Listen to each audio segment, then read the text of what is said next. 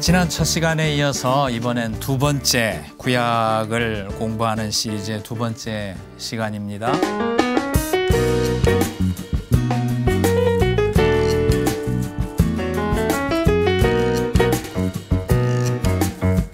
구약 성경이 어떤 요소들로 되어 있는가 하는 것을 대강 말씀드렸는데요. 그 구조를 기초로 해서 모세오경부터 살펴보도록 하겠습니다.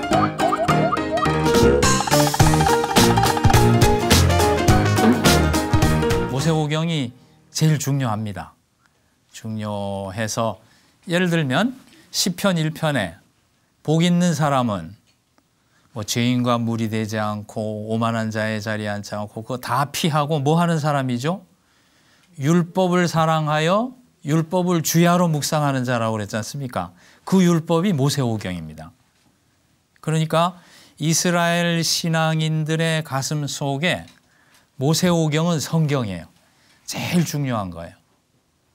거기에 아브라함으로부터 모세까지 자신들의 민족과 국가를 택한 사연이 있고 그 사연 밑에 언약이라는 하나님과 이스라엘 백성의 사이에 뗄 수 없는 관계를 맺으신 그 위대한 이 결합의 사건이 있고 그 다음에 그 언약을 맺으시고 족장들을 부르시고 하는 과정을 통해서 메시아가 오실 것을 기대하게 하고 사실은 모세오경에는 성경 전체에 필요한 내용이 다 들어있다고 볼 수 있습니다.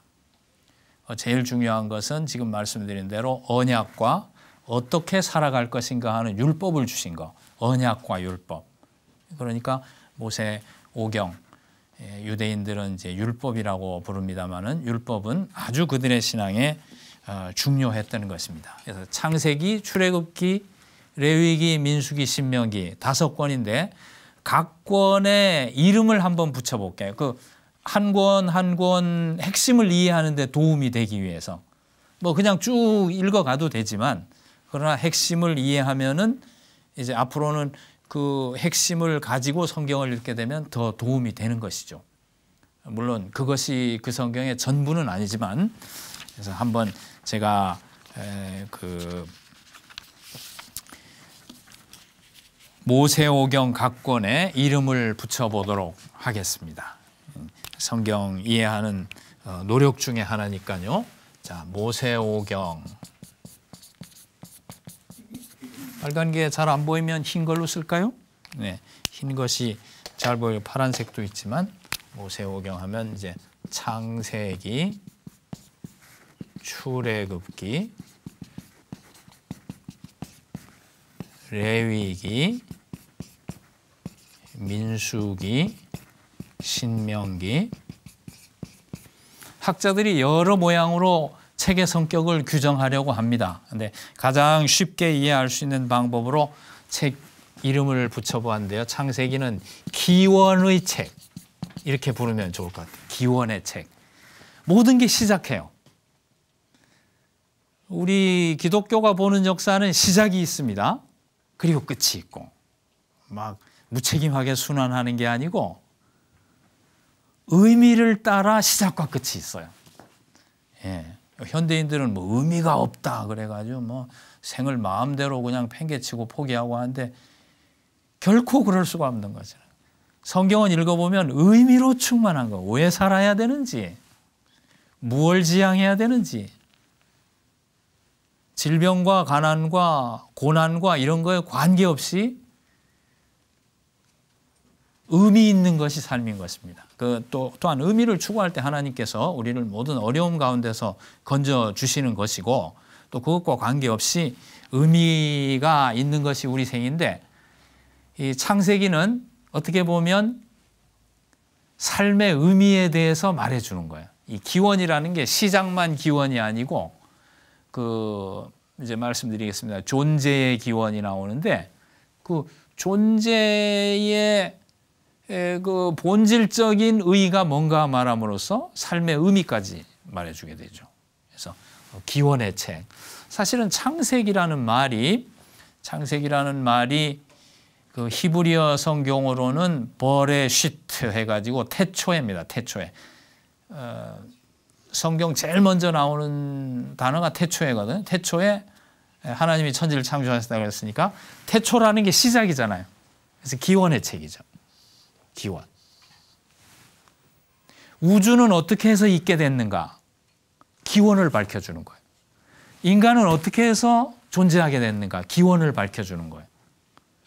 인간은 어떻게 생겼는가 뿐만 아니라 어떻게 지음받았기 때문에 무엇을 의존하고 살아야 되는가? 또 살아야 되는 가치는 무엇인가? 이런 것들을 다 말해요. 기원의 책. 아까 모세오경이 히브리어의 그 구약 성경 중에 제일 중요하다고 말씀드렸습니다만은 모세오경 중에도 창세기가 제일 중요하다고 볼 수 있어요. 요한계시록까지 필요한 중요한 것은 다 나와요. 창세기에. 그러니까 교회에서도 보면 창세기 성경 공부를 많이 하죠. 잘 하는 거예요. 네. 창세기를 잘 아는 게 중요한데 기원의 책. 출애굽기는 구속의 책 이렇게 이름을 붙일 수 있겠습니다.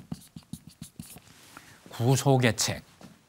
자, 구속이란 말 우리 교우님들이 좀 구원이라는 말은 익숙해도 구속이라는 말은 좀 생소할 수 있지만 자, 그냥 구원은 이렇게 쓰는데요. 구속은 여기 속한다는 말이 있어요. 속한다. 속한다는 말인데 이것은 성경에만 독특한 개념입니다. 속한다는 것은 뭐냐면 구원을 하기는 하는데 무언가 희생을 지불하고 구원한다는 뜻이에요. 구속은. 이건 영어로 그냥 보통 salvation이지만 구속은 redemption 그렇게 부르죠. 우리 기독교 신앙의 구원이라는 것은 단순히 뭐 질병이 걸렸는데 거기서 나음받았다든지 가난해서 해방됐다든지 남편이 실직했는데 복직이 되고 승진했다든지 아이 수능 점수가 올라가서 원하는 대학에 들어갔다든지 물론 그런 것도 다 구원이고 하나님께 도움받은 건 사실인데 좀 더 근원적으로 그런 이런 삶의 환경을 해소하는 것뿐만 아니라 아주 근원적으로 인간의 부패와 인간이 가지고 있는 그 근원적인 고통을 해결한다는 의미입니다. 그래서 근원적인 고통을 해결하는 방법이 뭐냐 하면은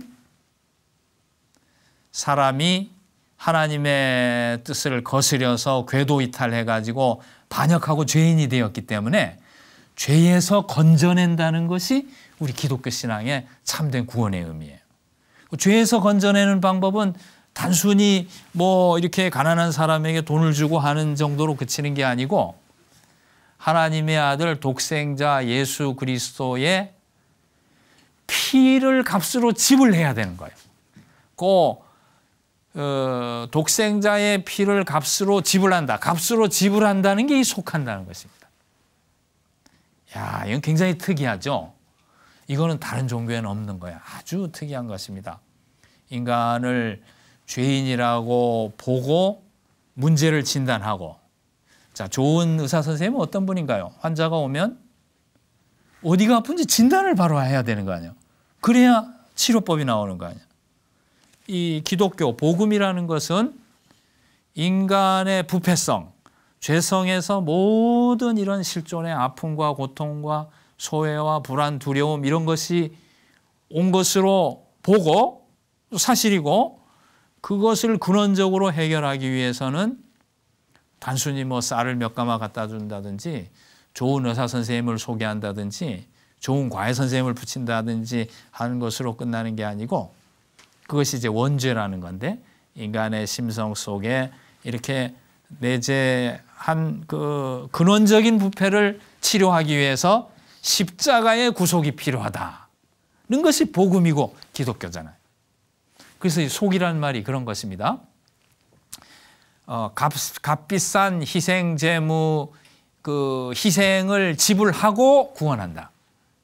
그 값비싼 희생이라는 것이 뭐냐면 십자가의 보혈이죠. 그리스도께서 갈보리산에서 흘리신 보혈이 되는 것입니다. 이 속이라는 말이 굉장히 중요해요.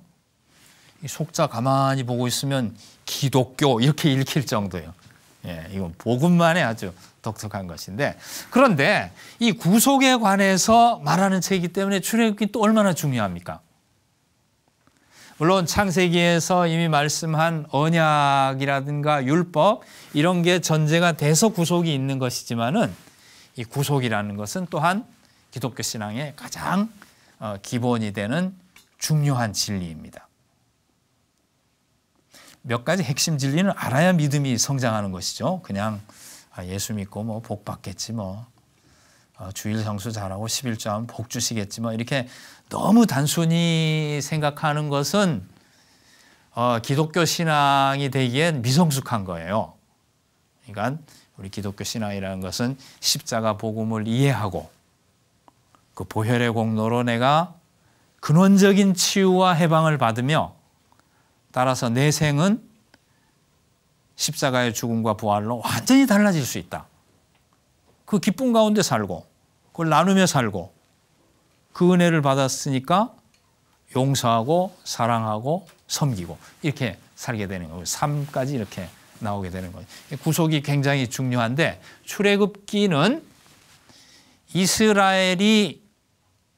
이스라엘 국가가 되기 전에 창세기부터 시작된 이스라엘 민족이 선택을 받았는데요. 출애굽에 가서 이집트에 가서 오랫동안 종살이를 했지 않습니까? 그 종살이 했던 데에서 하나님이 값을 지불하고 구원해내는 사건이 나오잖아요. 그게 출애굽이죠. 엑소더스, 출애굽인데 그것을 다루니까 구속의 책이라 이렇게 이름을 붙일 수 있습니다. I came to tell you that is far beyond you and I. Do you understand? Who has been telling you this?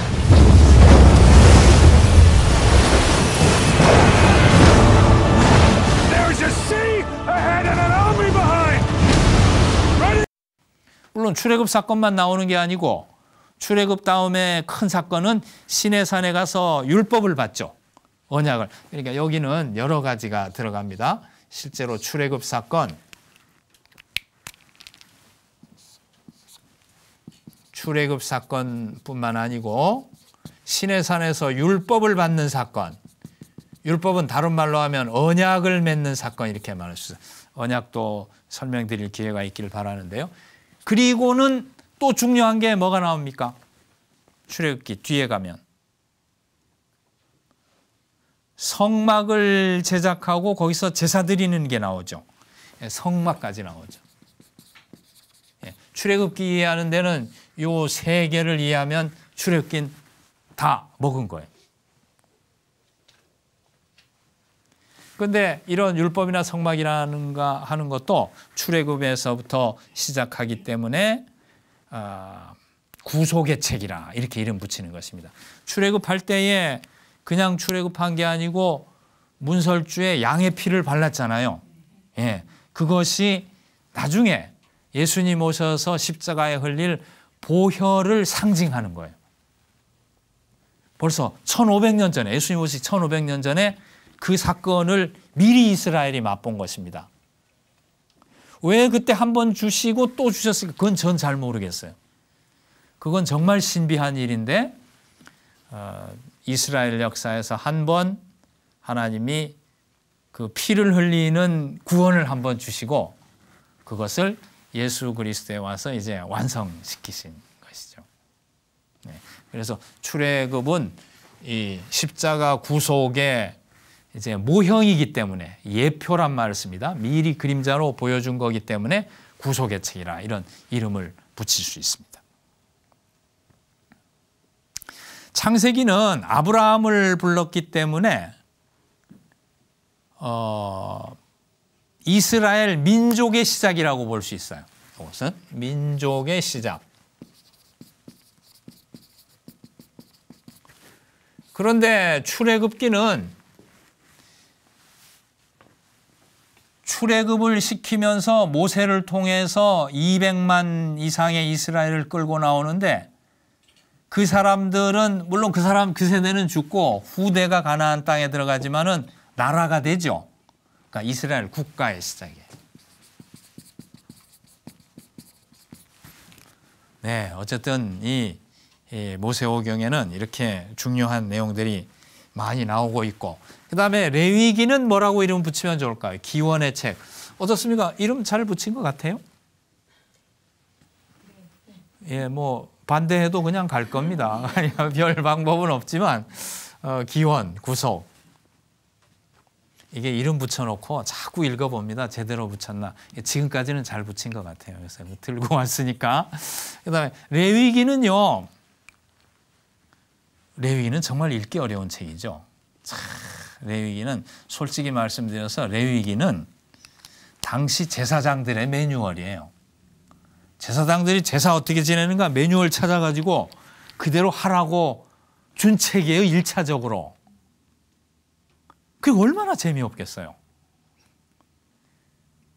예를 들어서 우리가 자동차가 고장나면 그 정비 이 사업소나 이렇게 그 미케닉에 가져가서 차를 고쳐달라고 합니다. 그럼 그분들은 뭐 무슨 회사 자동차 하면은 그 차 엔진이나 무슨 모든 게 어디 있는지 그 다 지도가 있잖아요. 그거 보고 이제 고치고 뭘 갈고 그 사람들만 보는 매뉴얼이잖아요. 우리가 그거 가서 간섭할 일은 아니죠. 맡겼으면 끝이죠. 사실 레위기는 제사장들이 제사를 지내는 거에 관한 내용들이라 직접적인 내용이 없는 것 같은데 왜 중요하냐면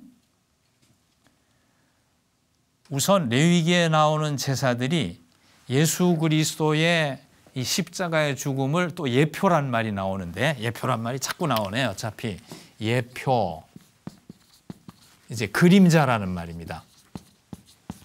자, 구약이 있습니다. 구약이 있고 신약이 있는데 하나님이 구약 먼저 주시고 신약 나중에 주셨는데요.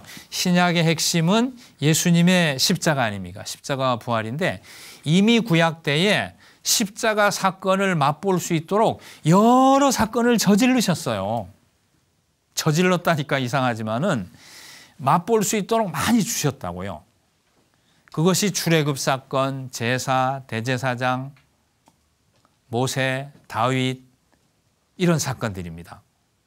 홍해 건넌 거는 고린도전서 10장에 보면 세례라 그랬고 그래서 여기 이렇게 그림자로 먼저 보여주게 되는데 레위기는 전체적으로 제사이기 때문에 책 전체가 단순한 제사장의 매뉴얼을 넘어가지고 십자가를 가리키고 있는 거예요. 그러니까 레위기를 읽으면서 그 주님이 우리를 위해 죽어주신 것을 이렇게 깊이 묵상할 수 있다면 한 페이지 한 페이지가 그냥 넘겨버릴 수 있는 페이지가 아닌 책이 레위기가 되는 거죠. 자, 어쨌든 간에 그렇게 어려운 책인데 레위기는 이렇게 이름을 붙여 볼 수 있습니다. 거룩의 책. 거룩의 책. 달리 말하면 구별의 책. 레위기는 제사에 관한 내용입니다마는 계속해서 제사 드릴 때에 드릴 수 있는 짐승, 드려서는 안 되는 짐승. 또 무슨 병이 들었을 때에 환자와 이스라엘을 구별해 놓는 것. 또 생활 중에서 타락한 생활이 아니고 거룩한 생활을 하기 위해서 바른 생활과 바르지 않은 생활을 구별해 놓는 거. 이런 거 구별로 쭉 점철되어 있는 책이에요. 거룩이란 말이 구별이란 말이거든요. 그래서 어떤 내용들이 들어있냐면 제사에 있어서의 구별. 첫째는 제사에 있어서 구별. 그 다음에 두 번째는 뭐 같습니까? 레위기 읽은 거 한번 기억하면서 대답 한번 하실 수 있나요? 제사 구별은 많이 나오죠. 무슨 흠 있는 건 드리지 마라. 그리고 뭐 무슨 초태생 중에 뭐 어떻게 하고 무슨 흠 없는 뭐 숫송아지, 암송아지 쭉 나오는 것은 그 드려야 될 것과 안 드려야 될 것을 구별하는 거고, 그 다음 나오는 내용이 어떤 건지 혹시 기억나세요? 음식도 있죠. 음식도 있고, 어떻게 말할까? 위생의 구별이 있어요. 위생. 무슨 나환자가 생겼을 때는 어떻게 한다든지, 뭐 하여간 유출병이 생겼을 때 어떻게 한다든지, 위생상의 구별. 그러니까요, 이때 대제사장들은 하나님 앞에 제사만 드리는 게 아니고 의사들이었습니다. 의과대학이 없었을 거 아니에요, 그때는. 대제사장들이 그냥 의사였어요. 공중보건을 책임지는 의사였다고요. 제사도 드리면서. 그러면서 동시에 뭐냐면 삶이 어느 게 구별된 삶인지 가르칩니다. 그러니까 선생님이기도 했어요. 그러니까 대제사장들은 대제사장이면서 의사면서 교사면서 세 직책을 같이 다 가지고 있었죠. 요 각 부분에 대해서 다 구별에 대해서 말하기 때문에 구별의 책이라고 말할 수 있습니다.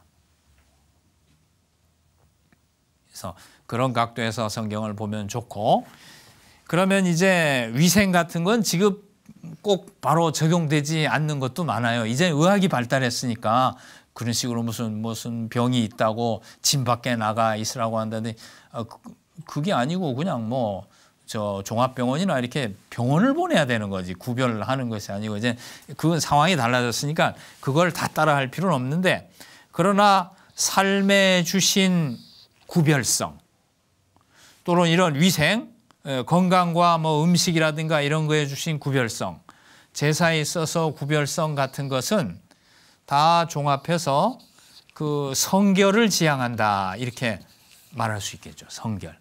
그러니까 어떤 분은 레위기를 성화의 책이라 이렇게 이름도 붙였어요.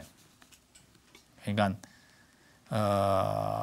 부패한 것, 오염된 것에서부터 자신을 지키는, 순결을 지키는 그런 책이라, 이제 그런 성격들이 다 복합되어 있는 것입니다. 그러니까 제사의 책으로서 십자가를 바라보고 이런 구별을 통해서 성결을 지향하고, 이런 것들을 기억하고요. 그 다음에 민수기는 무슨 책이냐면은 인도의 책, 그렇게 붙이면 좋을 것 같아요.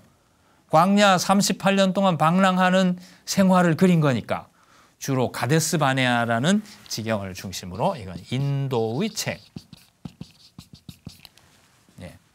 민수기. 인도라는 것은 크게 두 단어로 요약할 수 있을 것 같아요. 이것은 민수기 할 때 자세히 설명하겠습니다만은 하나님의 섭리. 섭리란 말 많이 쓰십니까? 네, 섭리. 섭리라는 것은 보호하고 인도한다, 그런 말입니다. 우리가 그냥 섭리하면 그냥 하나님이 무슨 뜻을 정해놓고 그냥 하나님 마음대로 막 해버리는 거 섭리, 이렇게 생각하기 쉬운데, 성경이 말씀하는 하나님의 이 섭리란 것은 자신의 백성을 철저히 보호하는 목적으로, 보호하면서 이 우주의 현상을 끌어간다는 뜻이에요. 마태복음 10장에 보면 이제 참새 한 마리도 그냥 떨어지는 게 없고 우리 머리카락까지 다 세신다 그러셨잖아요. 그러니까 이 태양을 돌게 하시는 저 초월적인 하나님이 우리 머리털까지 세시는 우리 아버지시라니까요. 그게 섭리의 생각입니다. 이제 칼빈 선생님의 설명인데, 그러니까 섭리, 이스라엘이 굉장히 위험한 과정을 겪어갔지만, 물론 심판 요소가 여기도 있지만 하나님은 그 자신의 백성을 쭉 인도해 가신다. 섭리. 섭리는 보호라는 면에서 굉장히 안심이 되는데, 하나님의 인도는 우리를 보호하고 인도하시는 것 외에 어떤 요소가 곁들여 있나요? 예, 훈련이란 요소가 들어가죠. 훈련. 예. 우리 모두가 싫어하죠. 이것은 싫어하지만 훈련이란 요소가 들어갑니다. 예. 그래서 민수기에는 이 하나님이 안전하게 보호하시지만 또 다듬어 가시는 이런 면이 있다. 신앙에 중요한 것들 다 들어있네요. 어떤 수도사가 그런 말을 했대요. 하나님은 자기를 믿는 사람들이 자기의 것이 되기까지 짓 이기신다. 제 발음을 잘못해. 짓 이기신다. 안 써도 되겠죠. 짓 이기신다. 어떤 분 책에서 그 말을 읽었는데 오히려 위로가 되더라고. 짓 이긴다고 그러니까 그냥 아유 정말 너무하시다는 생각보다 하나님이 이렇게 훈련해 오신 것들을 보면은 당장 견디기 어려운 그런 순간들도 많이 있어요. 많이 있지만 그 아무데도 도움을 구할 수 없는 그런 순간들을 통해서 우리는 하나님 바라보면서 믿음이 자라왔잖아요. 그래서 여기까지 왔잖아요. 그러니까 훈련은 나는 받기 싫은 거예요. 또 저는 23살에 예수님 믿기 시작했습니다마는 하나님 저 훈련 받을게요. 그래서 교회 온 사람이 아닙니다. 하도 다급하니까 살려주세요 해서 나왔는데 이렇게 한 3, 40년 믿게 돼버렸는데 그런데 부르신 건 부르신 건데 이런 커리큘럼이 있는지는 모르고 따라 나왔죠. 네, 근데 훈련이란 거 가지고 하나님께서 우리를 인도하시는 것을 이제 배울 수 있어요. 우리 신앙의 과정이고 민수기에서는 그걸 배우는 거죠. 근데요, 하나 뭐 쓸까 말까 고민인데 또 하나 중요하게 봐야 되는 건 민수기에는 사람들의 반역이 나와. 반역하고 훈련이 연결된 거죠. 이스라엘만 반역한다고 할 게 아니고 이건 우리 자신을 돌아보는 거울이기 때문에 성경은 우리가 얼만큼 하나님 앞에 완고하게 순종하지 않는가 하는 것을 반성하는 기회를 주는 것이 또 민수기입니다. 그러니까 민수기는 이렇게 중요한 주제들을 한 다음에 우리 삶의 전반적인 면을 말씀해 준다고 볼 수 있습니다. 마지막으로 신명기는 저는 이렇게 이름을 붙였습니다. 갱신의 책. 저게 무슨 이름이냐 이렇게 말씀하실 수 있겠는데 갱신의 책이 뭐냐면 여기 신명이라는 게요. 신명기 이렇게 나가거든요. 이게 무슨 신자냐면 뭐 원숭이를 말하는 신자이기도 한데 거듭 신자입니다. 거듭이라는 뜻도 있습니다. 거듭 명령한 거라고. 영어로 듀테로노미 하면은 두 번째 율법이에요. 두 번째 율법. 첫 번째 율법은 뭐냐면 출애굽기에 주신 십계명. 이게 첫 번째 율법이고 신명기는 거듭 주신 율법이에요. 두 번째 주신. 어떤 의미에서냐 하면은 출애굽기 그 계명을 받은 사람 광야에서 다 죽었잖아요. 그리고 이제 가나안 땅에 들어가기 직전에 가나안 땅에 들어가서 어떻게 살 것인가 하는 것을 책 한 권으로 설교해 놓은 게 설교예요. 저저 신명기예요. 모세가 그렇게 설교를 한 건데 그게 전부 율법입니다. 그러니까 다시 명령을 주었는데 갱신된 명령을 준 거지 본질이 달라진 것은 아니고 이제 가나안 땅에 들어가서 살게 되기 때문에 율법을 다시 한번 설명해 준 것입니다. 율법보다는 더 중요한 말이 언약인데 출애굽 때 모세와 함께 모세에게 언약을 맺은 다음에 요 언약을 갱신한 게 신명기예요. 사실은 갱신이라는 말이 중요하기 때문에 제가 일부러 썼는데요. 리뉴얼, 갱신이라는 건 뭐냐면 이미 있던 언약의 본질은 같은데 그것이 거듭해서 오고 오는 세대에 효력을 나타내는 게 갱신이에요.